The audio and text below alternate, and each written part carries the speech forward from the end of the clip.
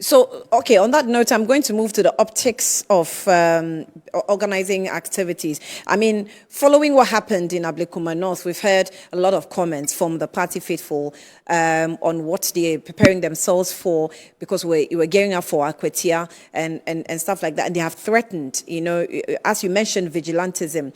I'm not sure, because the pillars that you're talking about, expansion of electoral college, corporate governance, and I think this will fall under operations of the party, and then maybe corporate governance, and making sure that you're following through what structures are put together. Are we going to be assured of a peaceful by-election in Akwetia? At least the on one the who side can of the assure NPP. peaceful by-election is the Ghana Police Service. And it is very disappointing that the Ghana Police Service is getting away with the highest level of dereliction of duty. And everybody's watching on unconcerned and is asking political parties to give assurances of peace and safety. The Ghana Police Service was the one that was supposed to provide security for the collation of the Ablekuma North results. The EC went to court, even asking for a court order. Political parties petitioned. The Ghana Police Service failed or refused to provide the protection. Then they asked the EC to do a rerun, claiming they could provide security for 19 polling stations and a collation center. And you watched it on television. Your reporters were there. And that was a major failure on the part of the Ghana Police Service a second time. The third level is that people were caught on camera committing assault. The Ghana Police Service has written long English that they will investigate, and people who know these people until this morning. What time is it? 12:46. I'm not sure you've heard anybody has been arrested. That's the third level of dereliction of duty. So this So what if there will be violence, if there will be violence in Akwetia or violence in 2028, the first person to question is not the political parties. It's the Ghana Police Service and the IGP. If they fail, if they continue to fail and they continue to be derelict in their duty, then they are those who are creating a scenario where people will resort to self-help. It is the resort to self-help that the NPP tried to abolish in 2017, 2018 by the passage of the Vigilantism or the Anti-Vigilantism Act. And all of you, media, civil society, religious bodies, should not play the ostrich and be quiet. You need to call out the Ghana Police Service and hound them to do the right thing. If they don't, and there's violence in Akwetia or in 2028, the blood is on your hands. What does that necessarily mean? What it means is that all of us have a responsibility to call out the Ghana Police Service. I'm expecting that every morning you will be reminding the Ghana Police Service about the status of arrest and prosecution of the persons who are involved in the Ablekuma violence. If that doesn't happen, then they are creating a scenario where people will resort to self-help. Nobody wants that. We should not encourage self-help situations. But our silence at what the Ghana Police Service is doing is what creates that scenario. So on the 17th of July, this is the release, following the first release they had given us about their own officer that assaulted the media. This is a second one they released. It said, police act on Ablekuma North election assaults. The Accra Regional Police Command wishes to update the public in relation to the violence incidents, plural, assaults recorded during the Ablekuma North parliamentary rerun held on Friday, 11 July 2025. The police have reviewed and are analyzing several videos that capture the incidents at the polling stations to identify all persons involved.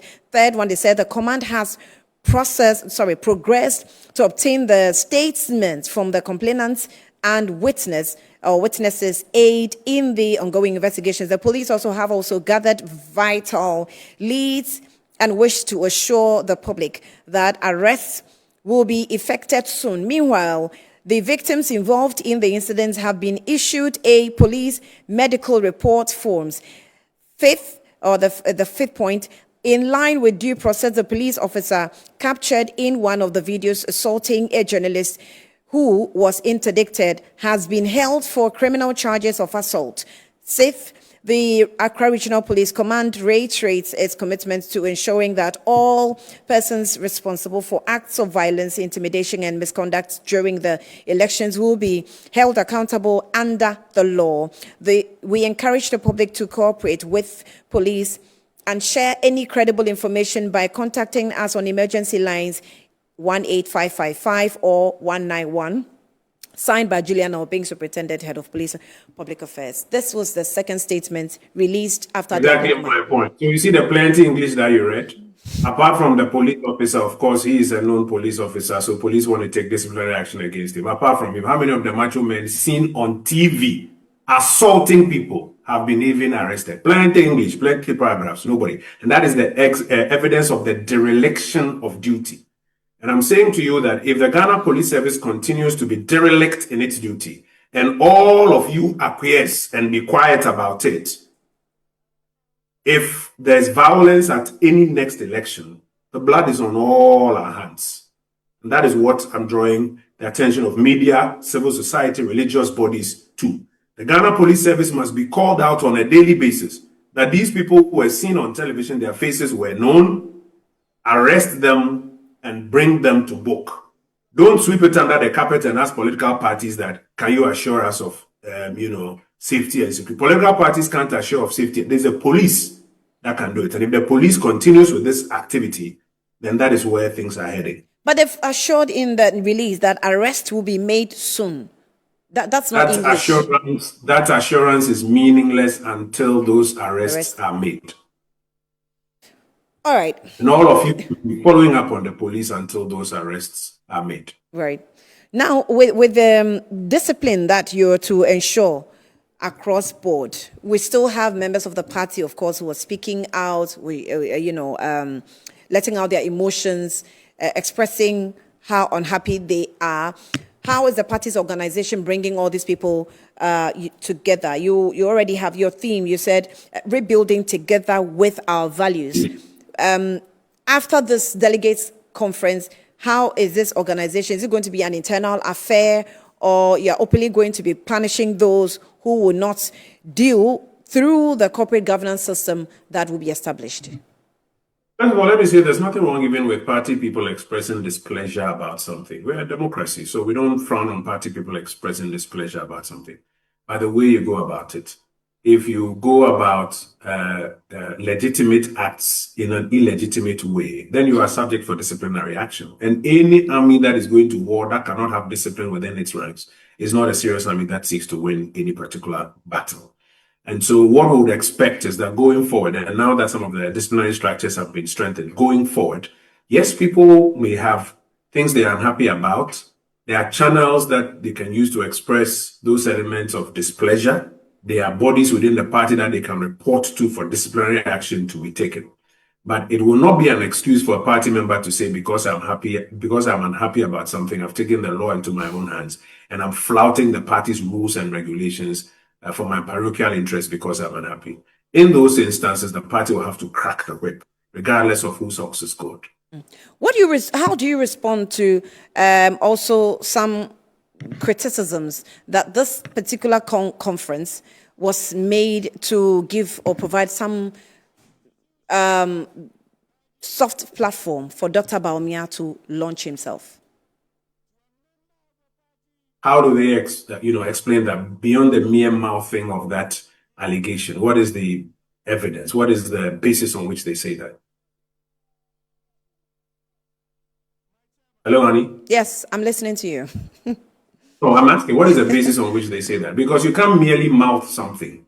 I cannot provide a basis, but what I can tell you is that when NEC took the decision that we're having the conference on this date, we're going for elections on this date and all that, you've listened to some criticisms coming in that let's focus on the party. Why are we building from top to bottom approach and all that? And I'm sure that is based on which these criticisms came, that it was just to favor Dr. Bawumia. So my argument is that when somebody says something, it should be interrogated. For example, when somebody says there's a top to bottom system, the question is, who decided that top to bottom system? There's no top to bottom system that's been decided anywhere. I was at council meeting on both occasions. There was not even a motion for top to bottom. Nothing of that sort was discussed. Only two things were discussed. One was that last Saturday, the party should go to conference to amend the constitution to do these four things that we have discussed with me this afternoon. Two was that by 31st of January, the party should elect a flag bearer. How does that become top to bottom? None of them represents top to bottom. If anybody wants to make that argument top to bottom, he has to substantiate that allegation for it to be interrogated. That's number one. Number two, we're all at the program. I was director of events at the program. All the persons who should have been acknowledged at the programs were acknowledged. All the speeches from the stalwarts in the party that should have been taken were taken. Nobody was given up. In fact, banners of hopefuls for various positions were not allowed at the venue. There was only one incident, one person who I think is hoping to be general secretary who came with a banner, and security quickly took it away from that person. And so this allegation is not grounded in any way and should not be encouraged. Right. I'll let you go, but I will pick your mind or your thoughts on what's just happened. We've just listened to the Minister of Defense taking his turn at the Government Accountability Series. I think tops for me will be the issue of Galamsey. He commented on it and he said the government is actually fighting the menace with some different reforms. He says that the Ghana Armed Forces have played significant roles in the fight against Galamsey. He also says that the government has undertaken comprehensive review of the anti-Galamsey illegal mining strategy, resulting in key reforms aimed at making the fight coordinated and sustainable. He said major outcomes of this review also is the creation of a National Anti-Mining Operations Secretariat, and then that will oversee and streamlining all government interventions against the Galamsey activities. When it comes to Galamsey, we're very passionate because, of course, our life depends on it. Are you so far satisfied with efforts? Now it's efforts the government is putting in to stop this activity. First, let me commend the government and the Minister for Government Communications, my brother Felix Kwachi-Fosu, for continuing with the minister's press briefings, which we started at the Ministry of Information, though they have rebranded it now as a Government Accountability Series. I think it's important for government to constantly engage with the public. And so we commend them for continuing the minister's press briefings, which they have now rebranded as a Government Accountability Series. Second, all the big English that the minister spoke about Galamsey is subject to one test. Has Galamsey ended? The answer is no. In fact, I was reading from one of the foremost journalists on the anti-Galamsey fight, Erastus Asaridonko, who says that more and more forests are being degraded by Galamsey activities, despite the rhetoric from the new administration.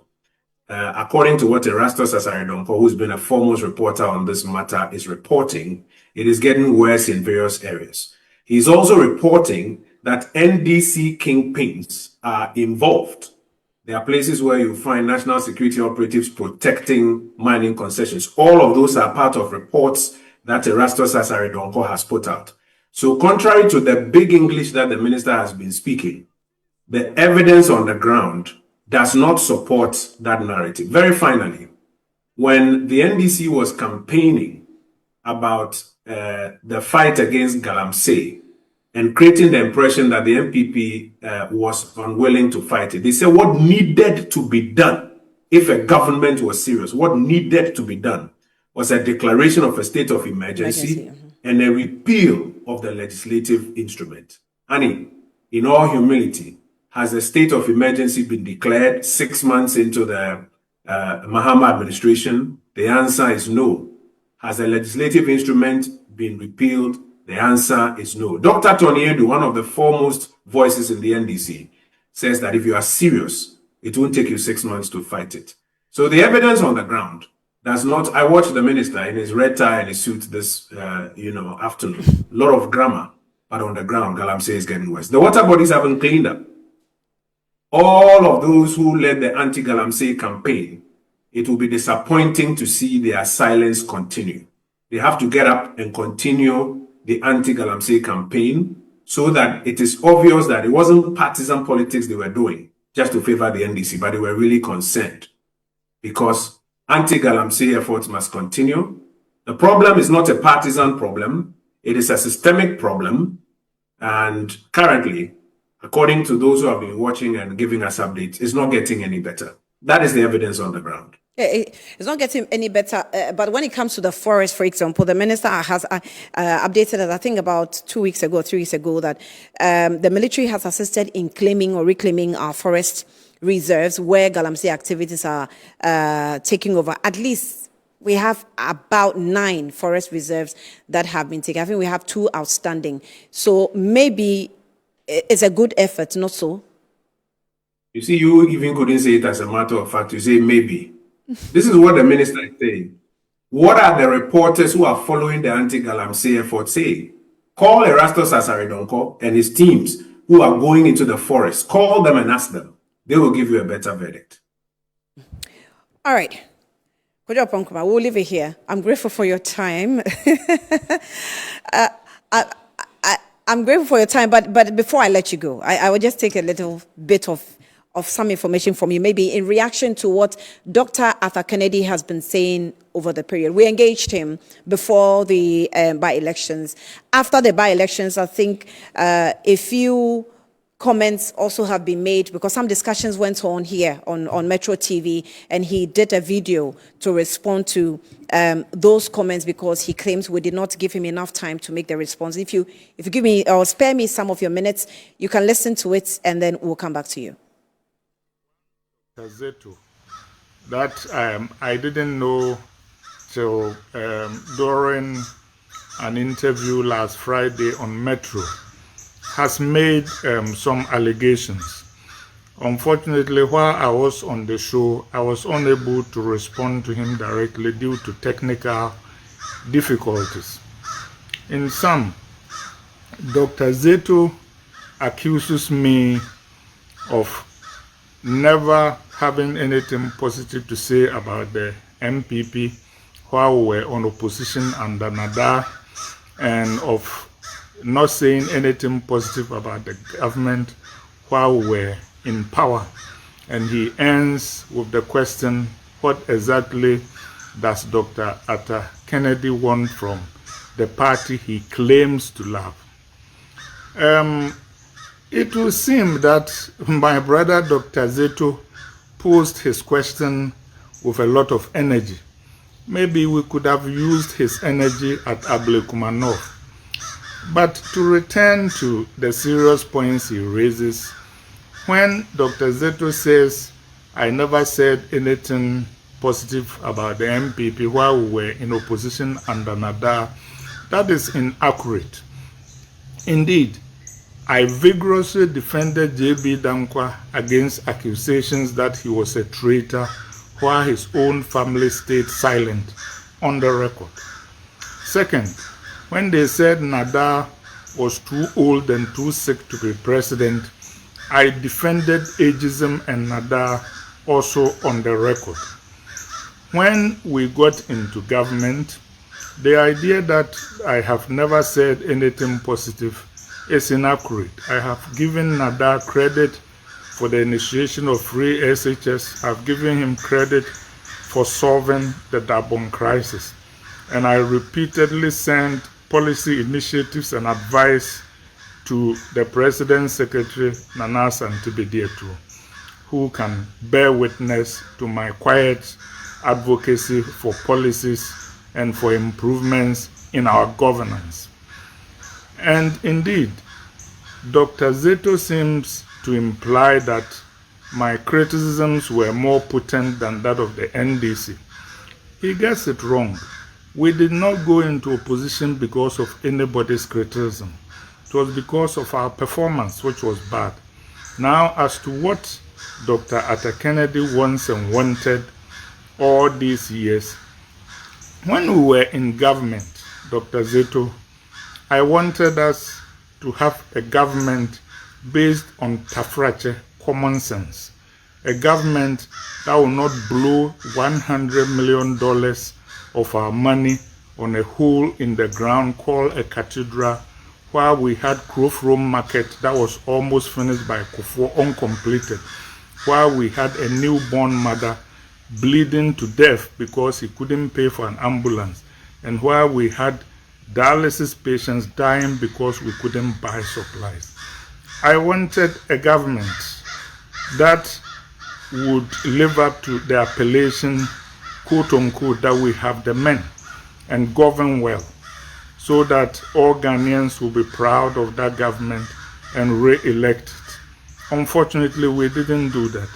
I wanted a government that was not arrogant and wouldn't have been handed the defeat we were handed by, with 25% of John Mohammed's votes coming from disappointed NPP members and millions more staying at home.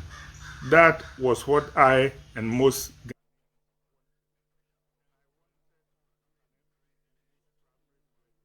SS of Dr. Arthur Kennedy, a member of the NPP. He doesn't really live here now, but continuously he has engaged with our political activities here in Ghana, especially being very hard on his own party. Kojo, you listened in? Yes, I did. Yes. I'm not sure how Dr. Arthur Kennedy's continuous criticisms of the activities of the previous administration and, of course, as a political party comes to you. You have been a member, or you are a member of the Constitutional Committee.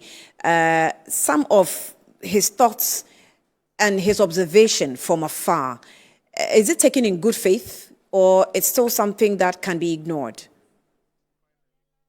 The exercise we've done across the country has been an exercise aimed at gathering as much feedback as possible. Those are the things that have gone into the reforms that we have just gone into at our national conference. As I mentioned, amendments, motion 26, 27, and 30 were focused on ensuring that the party has a place for policy formulation, whether out of government or in government, so that the best brains from the party in Ghana and all over the world can contribute to policy formulation, which policy formulation will then guide whoever becomes the flag bearer of the party in executing the mandate that we give that person. So all of these views are welcome. They are factored. They are provided for now in the party's constitution. And going forward, all of those who have views will have an opportunity to participate in the policy spaces of the party, which policy spaces will birth the ideas that will be used to govern.